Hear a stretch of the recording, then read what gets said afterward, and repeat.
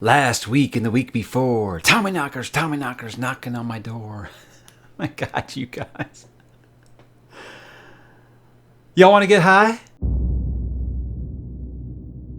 The trouble with living alone was that the longer you lived alone, the louder the voices on the right side of your brain got. A person sometimes believes she's seen all the way to the bottom of the well of human stupidity, and a reminder that that well apparently has no bottom.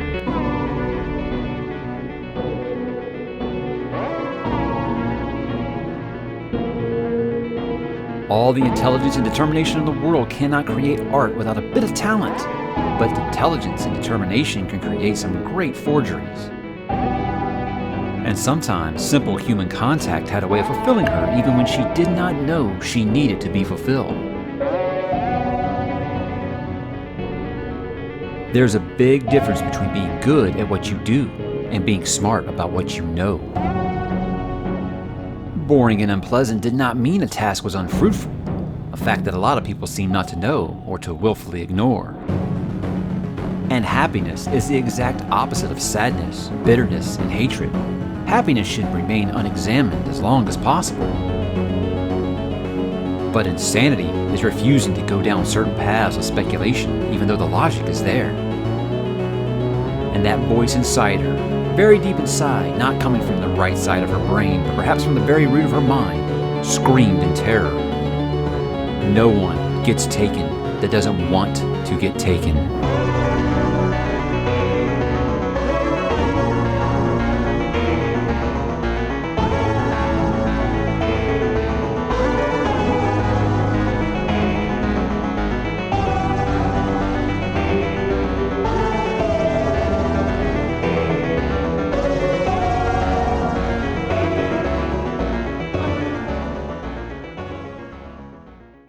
Hey, what's up, bookworms and constant readers? Mike back today to talk some more Stephen King as we go back into the multiverse for his 16th published novel under his own name. This is, of course, The Tommyknockers. Now, the guys, this was released in 1987 and a book that kind of has a legacy completely outside of what's on the inside of it. I think there are so many stories about this book that aren't about this book.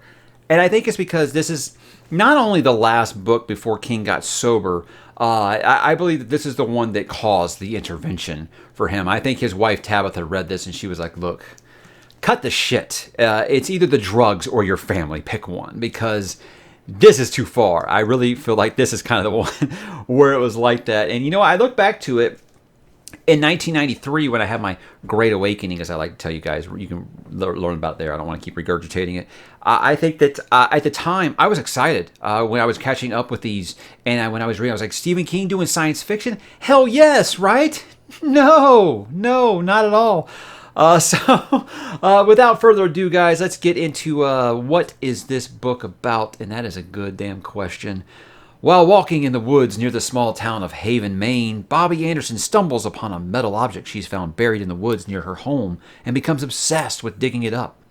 With the help of her friend Jim Gardner, they discover that it is the protrusion of a long-buried alien spacecraft. Through exposure through the alien craft, it has a detrimental effect on the residents' health in more ways than one, as the people of Haven develop a talent for creative, innovative devices under its increasingly malignant influence. It wasn't that Bobby and the other good folks of Haven had sold their souls to reap the rewards of the most deadly evil this side of hell. It was more like a diabolical takeover, an invasion of body, mind, and soul. And guys, that takes us to 1987, The Tommyknockers. Regardless of what you hear about this book, do you know this was one of the best-selling books of the 80s? Yeah, he was riding that wave after it. He really, really was. And I don't want to say this kind of took the wind out of his sails, but I think this was the point where his editors went from like, hey, whatever. Because look, guys, you know that scene that he wrote in It? That didn't put a red flag for his editors to say, oh, well, maybe we need to start checking this guy. He was selling so many billions of books that they didn't care. They didn't care. And it shows with the Tommyknockers. Because, holy hell.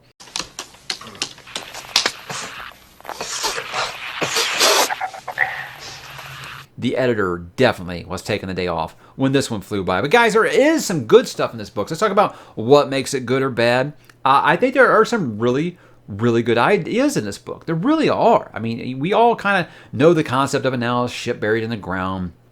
Makes the people look weird. They start pulling their teeth out and shit. But it has some really neat ideas, and I think it's very H.P. Lovecraft's The Color Out of Space influence. And I think he even says that when on writing his autobiography. I think that that was very clearly an influence. You know, an object comes from outer space, starts affecting the townspeople. Very much so. So obviously you got a great idea right away. And a lot of these ideas are good. It's just some execution and some length problems, I really feel. But I love some of the ideas in here, like all of the exposure making everyone in this town like super brilliant. They're like super intelligent. Sure, you know, they start losing their mind. Sure, their teeth start falling out. You know, I mean, but you know, there's a trade-off here, right? But some of the, just for example, I want to tell you about all these little gizmos that they create. But for example, Bobby, the lead here, she's a writer. Of course, I mean, Stephen King protagonist. Of course, she's a writer. So is Gardner. He's a writer too. Everyone's a writer. Anyhow, she develops a typewriter that will type her thoughts while she sleeps, so it'll write her next book for her. I'm just like, that is brilliant, and it's clearly what Brandon Sanderson does. Again, everyone just becoming like next level geniuses. What a great idea that you could really have done some good things with, and it just didn't quite get there. I think this is the best building of like an entire town, an entire community that he's done since Salem's Lot. So many characters, and they all kind of serve a purpose. I don't feel like there's a ton of throwaways here. There are some characters where you feel like, yeah, this is just here to get the body count up. But again, I feel like they're all kind of differentiated away. Not like he mastered with needful things, but close. You know, I feel like, okay, this may not be as good as Salem's Lot. This may not be as good as Needful Things community, but I feel like, okay, not quite Castle Rock, but I can see Haven being a thing here. You know, he even kind of dips into some of the history of the town and stuff, and I'm enamored with that. I mean, that's the stuff with King that I really do enjoy, and it's all in here. It's all in here. So yes, he was very much under the influence. You could see what made us love Stephen King up to this point. It was still here in a sci-fi setting, so this should have been great. I felt like this had a really good. I love a good like Invasion of the Body Snatchers kind of deal, and it kind of felt like that. Like the town was slowly being taken over by this influence, and I love when an author just goes for it, right? That's what I like about Malazan right now. I love that Steven Erikson is just kind of going for it. He doesn't care about the roadmap for fantasy. With this, it's like sci-fi. He said, you know what? There's a roadmap. Forget about it. I'm going to do my own thing. I'm just going to kind of go for it, and I love that, right? To a point. You stoned? Yes, to a point. Now look, guys, let's get into the bad here because there's a lot of it. This is an awful book, you guys. It really is. Even Stephen King, as recently as like 5 years ago, he was in an interview and he said it's an awful book. He feels like if it could be rewritten at like 300 pages, it would probably be pretty good. But this big 750-page book, it clearly got away from him. He clearly wasn't in his right mind. And you would think, hey, well, you know, that's not that big a deal. He doesn't even remember writing Cujo because he was so messed up. I don't think he was quite on the crank yet at that point. You know, he was still just drinking and smoking a lot. He was clearly just like fried at this point. This was like right after Maximum Overdrive. You know, he was just completely just gone, I think, at this point on the substance abuse, and it shows. But this book is insanely overlong. I said I like the big community, but there are still too many characters, I think. And I think I just said that it wasn't too many characters. I say it's too many characters in that, like, they all felt differentiated, but you didn't need all of them. I mean, you could tell that a lot of them were just here to provide a body count, to provide people going insane, to make this town turn into a mob kind of thing. But I don't know. There's some of them I could have just done without. And I also feel like he kind of wimped out on some things. I hate to sound like a sadist here, but there are some things with kids in this, and it looks like he's killed these kids, and then it turns out he hasn't killed these kids, and I'm like, come on, Steven, you were going for it. You know, I guess there's just some lines even you wouldn't cross. He had kids about that age at the time, so I get it.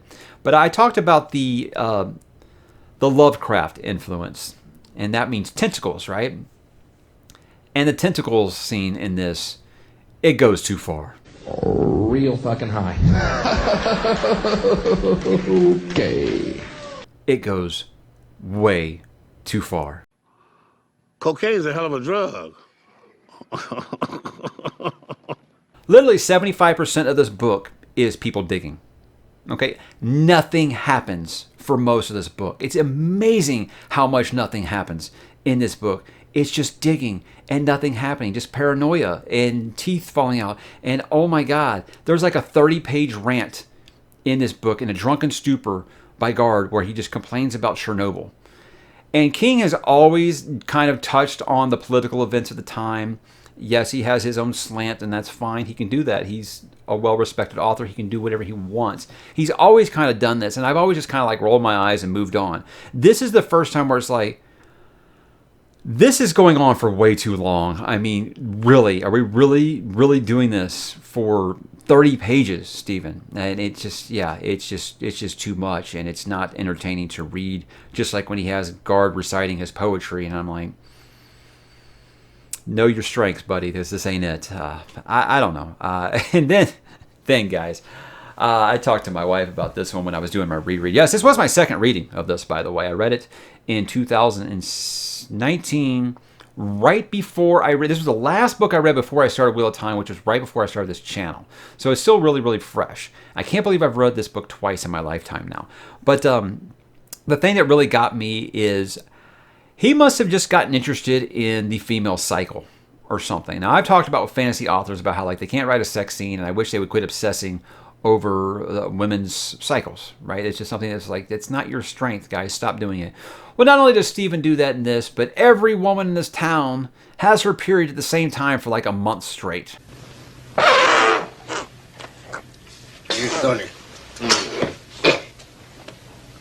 And then it never comes up again. Why is this important? This is not important. It serves no purpose to the story whatsoever. And apparently the killer Coke machine that he had in Maximum Overdrive, that just wasn't far enough. He's going to make it fly this time, guys. Fly. A flying Coke machine. You want to get high? No. I think if this book was a metaphor for his addiction, he kind of abandons it in the third act. And I think that's just really a weird choice. And it almost feels like at the end he was just like, okay, This book was wrote from 82 to 87. So I want to say this was just during the peak of his substance abuse. I feel like a lot of times he realized that this was not working and he kept putting it in a drawer for a while, like he's been known to do. But this ending here is just like, this feels like I'm so high and I'm so messed up, I've got to get something into my editor. Here you go. That's really what it feels like, because this ending feels so rushed and just such a turn of character for Gardner at the end. It's just like, what in the world did I just read? But yeah, that gets into why you should read it. You shouldn't. You really shouldn't. Now look, I say that, but I say if you just want to see him at the peak of his substance abuse, this is the story to read, because King has wrote some wild stuff before, but it doesn't get more batshit than this one. It really doesn't. I can think of some things where I've been like, man, that's fucked up, Steve. What are you doing? But never to this point. I mean, there's jumping the shark, and then there's like jumping the shark and like heading for like Neptune. That's where this book goes to, or Altair 4, right? But I don't know. I really can't say why you should read this book, really, outside of just curiosity. Never have I wanted to quit a book so bad yet not be able to stop because I wanted to see what insane shit he was going to do next than this book right here. It almost feels like it was your cocaine, you know? Like you just had to do another line to find out what the hell was going on. And I count this book as my first recreational drug experience. It really is just that messed up. You feel like you're just opening this book and you're just right off the pages. That's how crazy this book is. And I've never done cocaine, but I imagine it can't feel much more surreal than this, right? Cocaine is a hell of a drug. Let's get into some final thoughts here, guys. Look, I don't know how I made it through this book twice in my lifetime. It's just an insane book. I really don't know what else to say. A lot of these I say, okay, well, maybe I was just in a different place as a teenager, and I'll read it as as an adult, and I'll feel differently about it. No. You want to get high? No.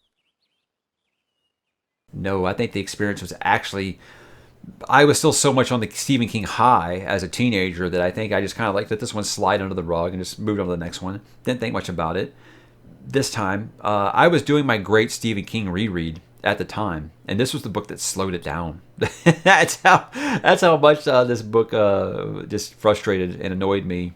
Is I said, okay, you know what? I haven't read fantasy in a while. I'm going to finally see what this Wheel of Time thing is all about. So that I guess I have it to thank, because I would have never created this channel if not for that. So I guess you could say it'd be special to me for that reason. But I think it's one of those books that if Stephen King went back to it now, with the lessons that he's learned, he obviously has self-control. He's been sober now since 1987. He's more grounded. He's a better writer. He doesn't just put out paycheck books anymore or anything like that. I don't think he ever really did that. That was just kind of a guess on my behalf. I feel like if he went back to this story, took the original manuscript with a big red pen, did some rewrites, and put out like a 350-page book, it'd probably be really awesome. He probably could really kick some ass with this story now, with the things that he does now. But yeah, I don't think that he would ever want to touch this again. Like I said, I feel like it's almost like that point to where he's embarrassed to even speak on it. Like someone brings up, so about the Tommyknockers, and he's like, yeah, this interview's over, and he's pulling off the microphone. That's how I believe that he would kind of feel about this book. But I don't know. The ideas were really, really great. They really were. Just the execution was beyond poor. It was just terrible. And yeah, cocaine is a hell of a drug, right? Cocaine is a hell of a drug.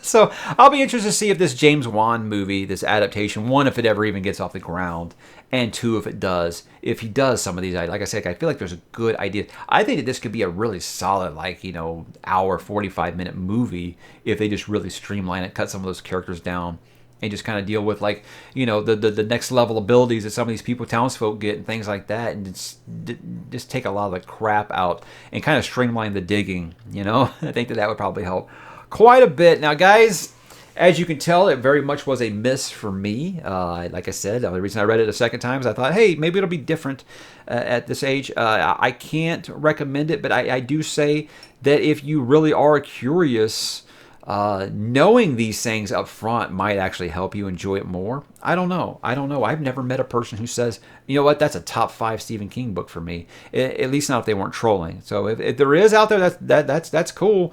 I wish I had smoked the stuff that you smoked, but yeah, it's a no from me, dog. Real fucking high. Okay. Okay, so let's get into some of those multiverse connections, because, guys, there are a lot of them. Now, there are going to be some spoilers, potential spoilers here. I don't think it's anything that's going to ruin a book for you. It's just if you want to kind of discover these Easter eggs on your own, because some of the books I haven't actually covered into the multiverse yet. So proceed at your own caution here.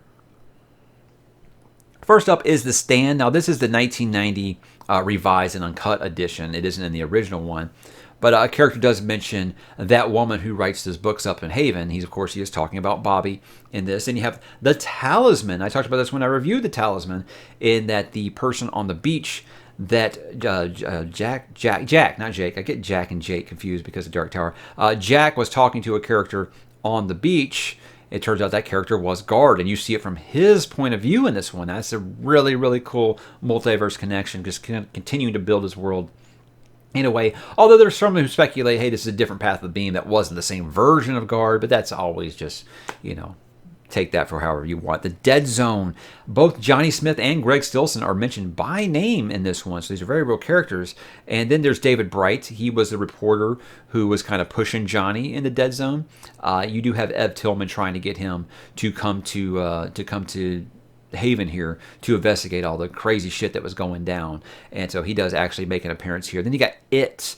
Bobby does wonder at one point if she's going insane, if she's going to end up in Juniper Hills up in Derry. That is obviously where Henry Bowers is in It. And Derry is mentioned dozens of times in here. You got police officers from Derry. You got characters going to Derry. Imagine it's just a stone's throw away. Not as much Castle Rock as you do just Derry is a big one. I think he was really, because he was just coming off of It, and he was really riding that successful wave. He wanted to be like, hey, in case you guys haven't read It, this is that town over there. But yeah, it's mentioned a lot. Then you have this character, Tommy, who is pretty sure he sees Pennywise in a sewer drain there. But again, he might have been on as many drugs as Steven. Who can tell for sure? Yeah, Firestarter. This was a cool one. In the aftermath of the Tommyknockers, after it kind of in the resolution phase, officials from the shop from the Firestarter book do show up here. So that's obviously a real cool one. And if I recall correctly, that's the last mention we've had the shop in the multiverse. And I was kind of hoping they would come back in the Institute. But again, I digress. And then, of course, The Shining. And this is one of those where it's like, okay, different path of the beam, because this is when he gets kind of meta. Not only does he mention himself one time in this book about that man who writes those books with all the dirty words up in Bangor, where he references himself, but he also references Jack Nicholson. Guard at one point thinks that maybe he should just get an axe and go all Jack Nicholson like in The Shining. So there you go, guys. Not all of his multiverse connections are within the multiverse. Sometimes he takes a step back. And again, it's one of those things where you're like, is that a continuity error? Is it a different path of the beam? Again, with this book, guys, there's no telling. There's no telling.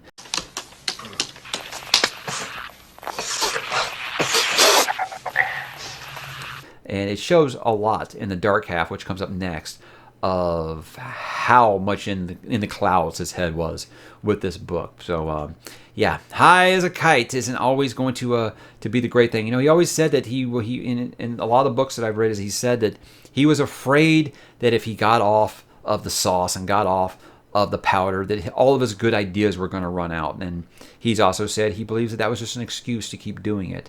I know I've made a lot of jokes about drug use and stuff like that, and I don't try to do preachy thing or whatever, but guys, get help. If you're at this point, get help. Ask for help.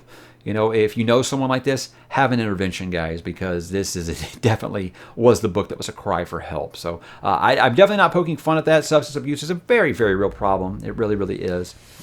So I'm trying to be amusing, to have a good time with this book, because it's just an absolutely just crazy book.